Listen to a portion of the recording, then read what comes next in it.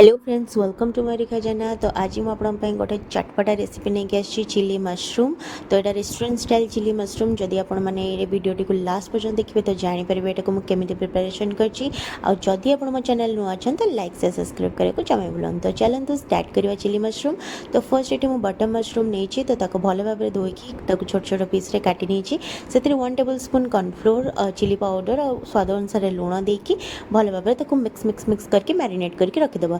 तापर गोटे कड़ाई को तेल गरम करने छाड़ी देती तेल भल भाव गरम हो गलानी। तो चलतु ये मशरूम गुड़ा को डीप फ्राए करना। डीप फ्राए मीन्स कि बहुत ही ज़्यादा फ्राए करानी तो हल्का गोल्डन ब्राउन करवा जमती कि क्रिस्पी गोटे मशरूम रे आसीज। तो देखो यहीपरी भाव में मोर जो सब मशरूम गुड़ाक छाणी गलानी। तो एमती छांकी गोटे जगह रखिदेवा। तो बाकी देखो मो पाखे जी भी मशरूम अच्छे मुझे भाव क्रिस्पी करके साइड करके रखिदेवी। तो देखो मु सबतक मशरूम को भल भाव डीप फ्राए करनेली। तो से ही गरम तेल में आम छोट छोट कटाई रसुण को ऐड करदे। तो भल भाव गोल्डन ब्राउन हवा जाए छाड़देवा। तो देखो गोल्डन ब्राउन है मुझे जो पियाज काटिक रखी तो पियाज गुड़ा सब छोट छोट ऐड करनेली। और भल भाव में एमती चलाऊा मिक्स करना 2 ରୁ 3 मिनट पर्यटन जमी पियाजटा टिके सफ्ट होदेले मीठा गोटे अंश जो पियाज थाए बाहर के आसो। तो ये किसी वेजेस नहीं जमीक टमाटो कंचा लंका और कैप्सिकम अपन चाहिए स्वीट कॉर्न भी ऐड करेंगे। तो या भी भल भाव में मिक्स करना। तो मिक्स करके 2 ରୁ 4 मिनट छाड़देवा।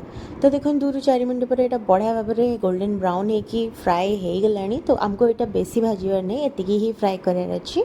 तो से आम कि सॉस ऐड करें जमीक टमाटो सॉस चिली सॉस और सोया सॉस। ये मो डार्क सोया सॉस नहीं आप चाहिए लाइट भी नहीं पारे। तो ये भल भाव में सोया सॉस को मिक्स सबुतक सॉस को मिक्स करदेकी ताको आमे भल भाव में चलैदेवा। तो ये खट्टा टे मीठा टे राग बढ़िया टेस्ट आसता है। तो से मुझे चटपटा कहली तो आप से अनुसार ऐड करेंगे। तो ये गोटे पात्र में गोटे टेबल स्पून कॉर्नफ्लोर और टे पानी नहीं कि मिक्स कर दूसरी कहीं आमको टे ग्रेवी बनार अच्छे कहीं से पानी हो। तो ये गोटे ରୁ 2 ଚାମଚ जदि आप ऐड करदे तो बढ़िया ग्रेवी हो जाए।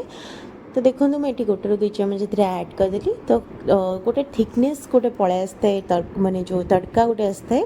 तो तापर आम जो फ्राए करके रखिथे मशरूम ताको ऐड करदेवा और भल भाव में मिक्स करना। आपण स्वाद अनुसार लुण फुण सब ऐड करेंगे।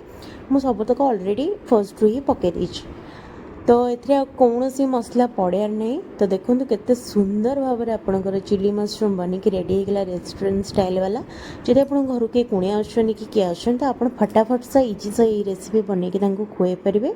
आ यहाँ बनवा बहुत ही सहज और बहुत ही कम टाइम रे बन जाए। जदि यहाँ आपको मत भल लगे ताहले मते कमेंट करके निश्चित जनइबे आप ये रेसिपी बनइले कि नहीं आपको यार टेस्ट केमती लगे।